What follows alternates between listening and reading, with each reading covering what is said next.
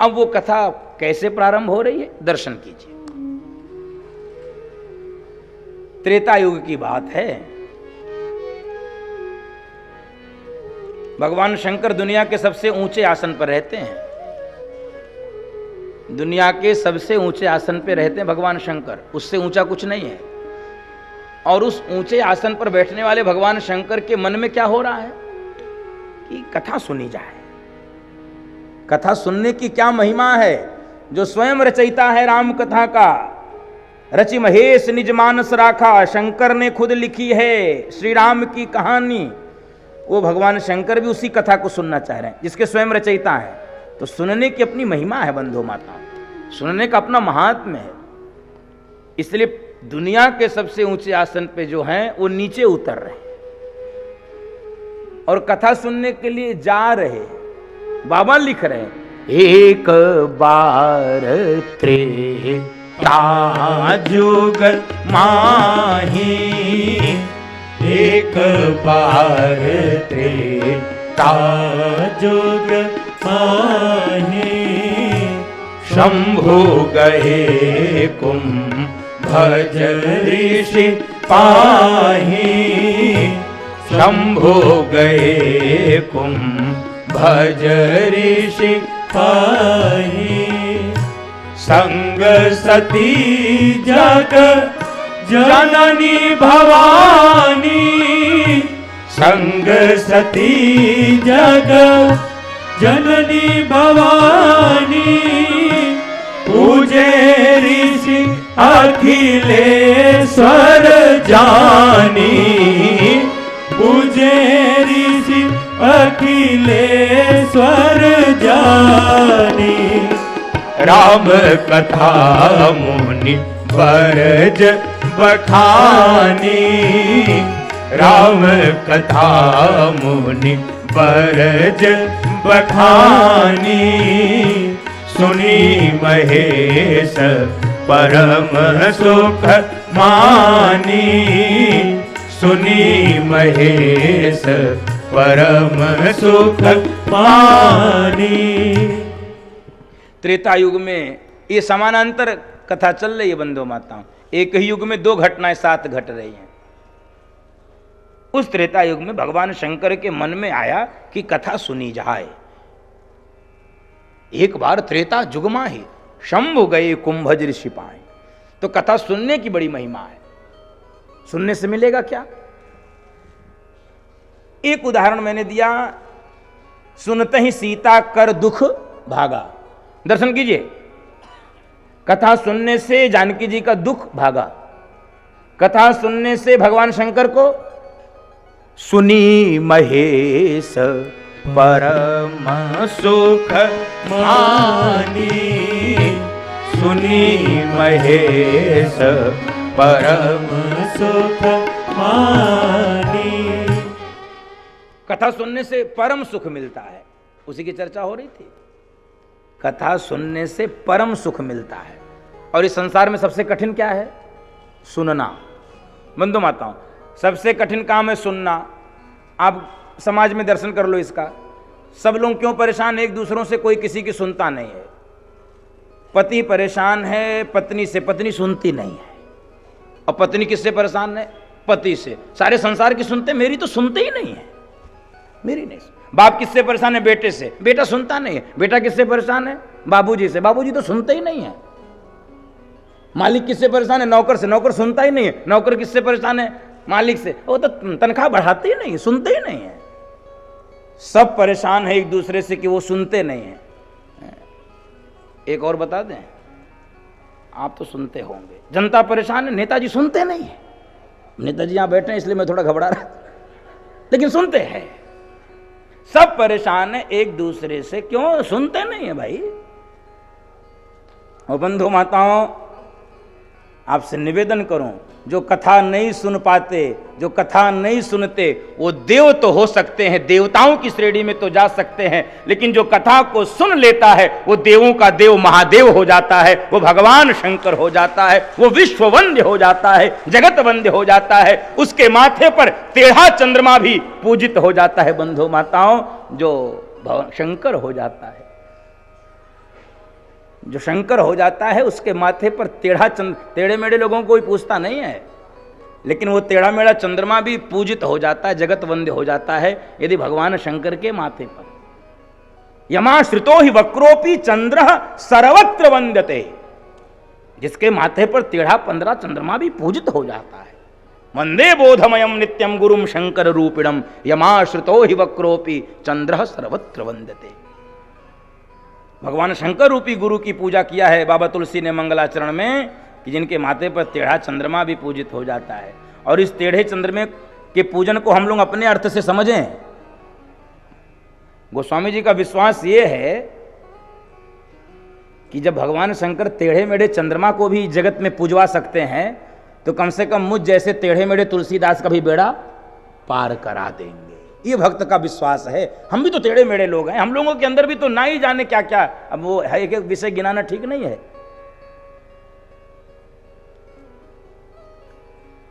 तो जो कथा सुन लेता है वो, तो भगवान शंकर अकेले सुन आते, अकेले नहीं गए। संग सती जग जननी भवानी, संग सती जग जननी भवानी, संग सती जग जननी भवानी। अकेले नहीं गए, सती जी को साथ ले गए। संग सती जग जननी भवानी। अकेले क्यों नहीं गए? वो इसलिए अकेले नहीं गए क्योंकि सबको बताना था कि अकेले मत सुनो, दोनों लोग सुनो, पति और पत्नी दोनों सुने। कहे दोनों क्यों सुने? कहे दोनों सुनेंगे तो झंझट कम होगा, नहीं तो झंझट होगा। कहे क्या झंझट होगा? मान लो पति अकेले कथा सुने और शाम को कथा सुन के आरती के बाद घर में पहुंचे और पत्नी ने इनसे कुछ कहा था ये ले आना। अच्छा, इनका डिमांड तो होता ही है कि भाई कोई ले आना, वो ले आना, छूट गया। और पति देव कथा के आनंद में मस्त होते हुए आरती के बाद प्रसाद लेके पहुंचे। पत्नी ने देखा खाली हाथ। अरे तुमको कथा की पड़ी है, दूध नहीं है, सब्जी नहीं है, तुम चले आ रहे हो हाथ हिलाते हुए हैं, सब्जी कौन? ओ भूल गए। क्यों भूल गए? कथा याद थी इसलिए। कथा याद रहेगी तो देखो मेमोरी तो फिक्स होती, मोबाइल की भी फिक्स होती, इसकी भी फिक्स है। इसका भी तो कितना ही होगा भाई, इसका एक सीमा है इसकी। 2 GB 4 GB टीवी 10 TB और कितना होगा, बस इतना ही होगा। भूल गए। अच्छा, पति का फिर भी गनीमत है, पत्नी केवल सुनी आवे तब। मान लो अब कथा सुन के पहुंचो घर पे 6 साढ़े 6 बजे और पति आपको, अच्छा आ गई देवी, आओ आओ आओ, कथा सुनी आई। अच्छा आजकल बाबाओं में बहुत मन लग रहा तुम्हारा, जाओ और सुन आओ कथा, और सुन आओ। इसलिए भगवान शंकर का ये झंझट खत्म। संग सती जग जननी, साथ ले चलो देखा जाएगा। संग सती जग जननी भवानी। और बंधु माताओं, दोनों इसलिए कथा सुने क्योंकि गृहस्थ जीवन साइकिल के पहिए के समान होता है। साइकिल में जैसे 2 पहिए होते हैं, एक आगे और एक पीछे, ऐसे ही गृहस्थ जीवन रूपी साइकिल के 2 पहिए हैं, एक पति और एक पत्नी। और सुनो, असली बात तो ये है, साइकिल सड़क पर कब बढ़िया चलती है, कब दौड़ती है? जब दोनों टायर में हवा रहती है। दोनों टायर में हवा रहती है तो साइकिल बहुत बढ़िया चलती है। और एक टायर में हवा रहे और एक टायर में हवा ना रहे तो चलती कम है, घसीटती ज्यादा है। अब आपका क्या हो रहा आप जानो। चल रही है कि कथा सुनोगे तो चलेगी, ये मेरा विश्वास है और ये व्यासपीठ का विश्वास है। दोनों कथा सुने तो चलेगी नहीं, दौड़ेगी, स्मूथ रन करेगी, दौड़ती। भगवान शंकर कथा सुनने के लिए। और देखो गोस्वामी जी, चूंकि चर्चा बहुत होती, मुझे इसलिए इस प्रसंग को रोक कर बोलना पड़ता है। गोस्वामी जी नारी विरोधी हैं, ऐसी चर्चा खूब फैलाई जाती है समाज में। और चर्चा के लिए एक वो चौपाई आपको याद होगा, कौन सी चौपाई? कौन सी? हाँ हाँ, मैं जान रहा था आपको याद होगा, क्योंकि मैं एक प्रोफेसर ने हमसे कहा कि महाराज जी सुंदरकांड का हम पाठ करते हैं, आपने कहा था। हमने कहा बहुत अच्छा है, पाठ करते हैं, बहुत कृपा आपकी। तो महाराज जी लेकिन सब कुछ पढ़ लेते हैं, पूरा 60 दोहा पढ़ लेते हैं, एक चौपाई को मन में ही बोलते हैं, मुंह से बोल नहीं पाते। हम कहे कौन सा? कहे यही वाला, धूल गंवार शूद्र पशु नारी, ये हम बोल नहीं पाते। अच्छा, पति लोगों ने भी यही हथियार बना लिया। पतियों ने भी कम थोड़ी किया इसमें नुकसान।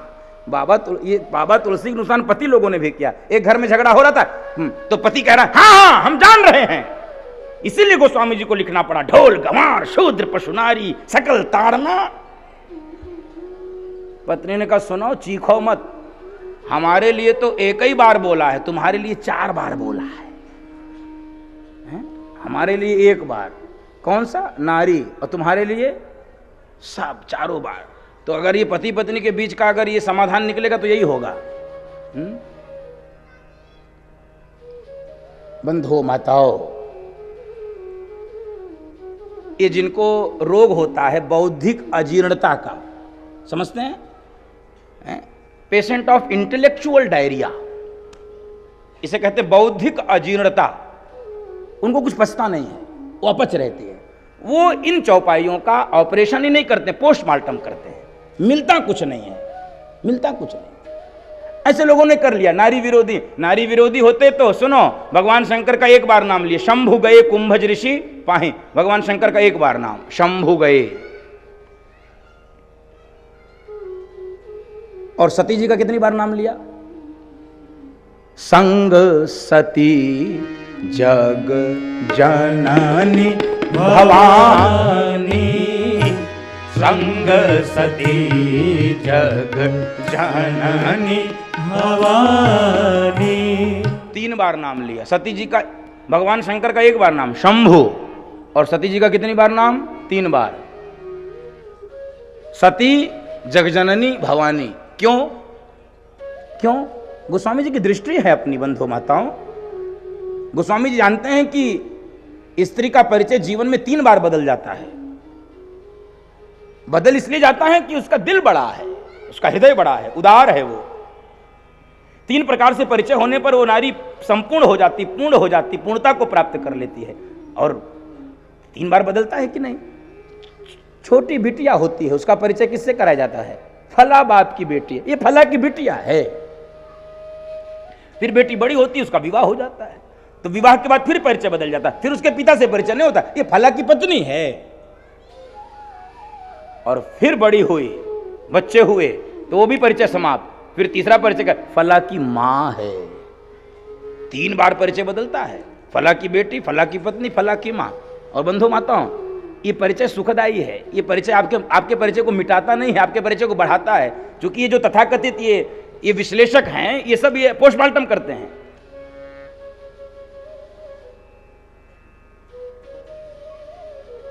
इसलिए मैं उन विश्लेषकों का पोस्टमार्टम करने के लिए बैठा हूं। ये जो चौपाइयों का अनर्थ लगाते हैं, मैं उनके लिए यहां पर बैठा हूं कि चौपाइयों का सही अर्थ बताया जाए, शुद्ध अर्थ बताया जाए, परिष्कृत अर्थ बताया जाए, काल सापेक्ष अर्थ बताया जाए।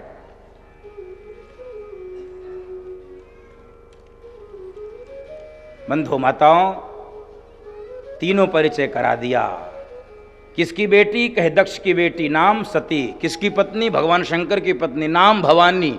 तो मां किसकी? तो गोस्वामी जी कह रहे हैं किसी एक की मां नहीं है, सारे संसार की मां है, इसलिए जग जननी भवानी। तीनों परिचय एक ही चौपाई में करा दिया, संग सती जग जननी भवानी। पहुंचे,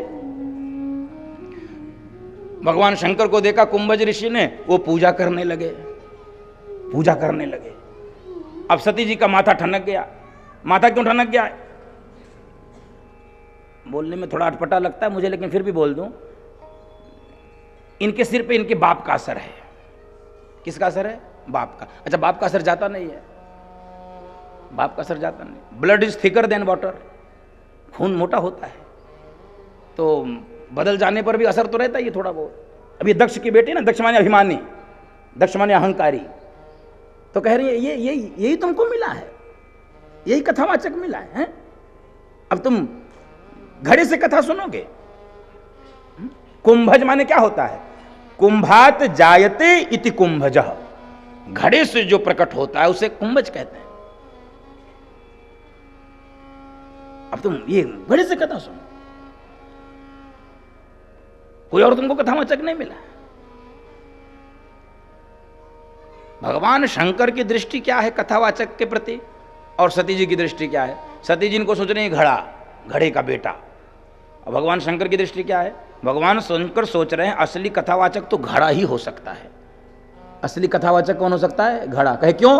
कहे राम कथा समुद्र के समान है, समुद्र की कोई था नहीं पा सकता है। असली कथावाचक तो वही होता है जो समुद्र जैसी कथा को घड़े में भर के हम श्रोताओं को पिला दे, जो सागर को गागर में भर के हम श्रोताओं को पिला दे, वही असली कथावाचक होता है। इसलिए असली कथावाचक तो कुंभज हैं, असली कथावाचक कुंभज हैं। बंधु माताओं, भगवान शंकर की पूजा हो रही है।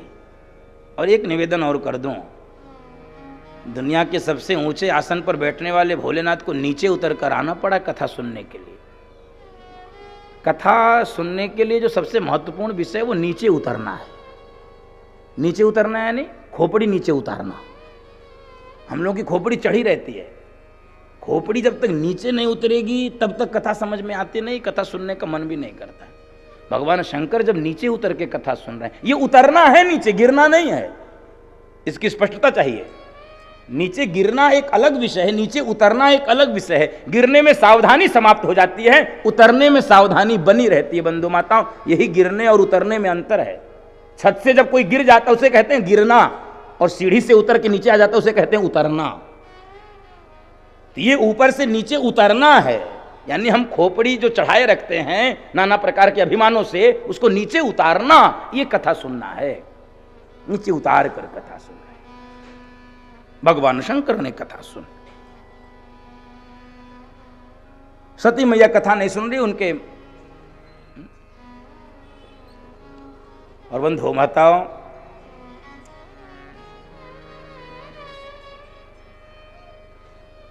भगवान शंकर कथा सुनते सुनते कथा में लीन हुए।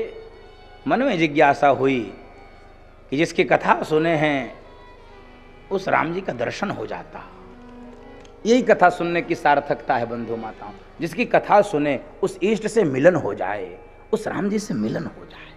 सुन रहे हैं, कथा सुन रहे हैं, कथा सुन रहे हैं। और बंधु माताओं, निकले हैं दक्षिणा आदि देकर, तो उसी समय भगवान का जन्म हो चुका था, विवाह हो चुका था और वनवास हो चुका था। जानकी जी का अपहरण हो चुका था। भगवान जानकी जी को खोज रहे हैं, जंगल में विचरण कर रहे हैं। समानांतर घटनाएं चल रही हैं। आपके मन में कोई दुविधा न हो, रामायण सतिकोटि अपारा, कोई एक रामायण नहीं है, कोटि रामायण है, करोड़ों प्रकार की रामायण है। इसलिए किसी प्रकार की दुविधा मन में मत लाइएगा। भगवान शंकर को राम जी दिखलाई पड़ गए। आहा, वो राम जी दिखलाई पड़ गए। अब भगवान शंकर सोचे निकट जाऊंगा तब तो सारी पोल खुल जाएगी। क्यों? रावण को पता चल जाएगा मुझे मारने वाला लगता पैदा हो गया, तो लीला में रसभंग हो जाएगा। और बंधु माताओं, लीला देखते समय रसभंग नहीं होना चाहिए, रस को बचा के रखना चाहिए। कई बार रामलीलाएं होती हैं तो उसमें रसभंग हो जाता है। क्यों? क्योंकि हनुमान जी में कोई अपने पड़ोस का वो दिखने लगता है, अरे हनुमान जी तो यही बने, तो उसका नाम लोग लेने लगते हैं। तो कोई जैसे मोटा ताजा होता है उसको बना देते हैं ये रावण है, ये कुंभकर्ण है, तो लोग ऐसे ही बोलने लगते हैं। अरे अरे अरे अरे नहीं भाई, वो लीला को बचा के देखना पड़ता है, उसमें लीला का दर्शन करना पड़ता है, उसमें उस पात्र का दर्शन करना पड़ता है। बंधु माताओं, तो भगवान शंकर निकट नहीं गए और दूर से ही प्रणाम किया। और हम लोगों को एक सीख सिखा गए। क्या? कभी दूर से भी प्रणाम करने का सुख होता है। बहुत भीड़ हो तो एकदम से जबरदस्ती गर्भगृह में जाने का प्रयत्न मत करिए, दूर से भी दर्शन करके आनंदित होइए। हम लोग बिहारी जी का दर्शन करने जाते हैं, बंधु माताओं, न जाने कितनी बार मुझे ही सड़क से ही प्रणाम करके लौटना पड़ा। सत्य बता रहा हूँ, इतनी भीड़ होती है।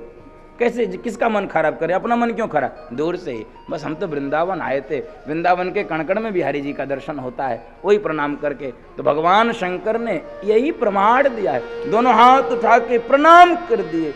जय सच्चिदानंद जग पावन,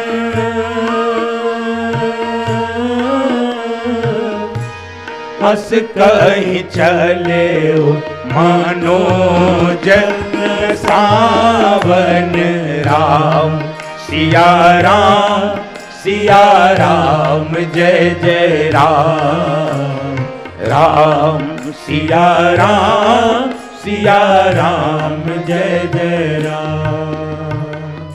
दोनों हाथ उठा के जय सच्चिदानंद जग पावन, दूर से ही प्रणाम। सती जी ने कहा, ये किसको प्रणाम कर रहे हो? कह रहे मेरा इष्ट रघुवीर रघुनाथ, यही मेरे राम जी हैं, इन्हीं को प्रणाम। अच्छा,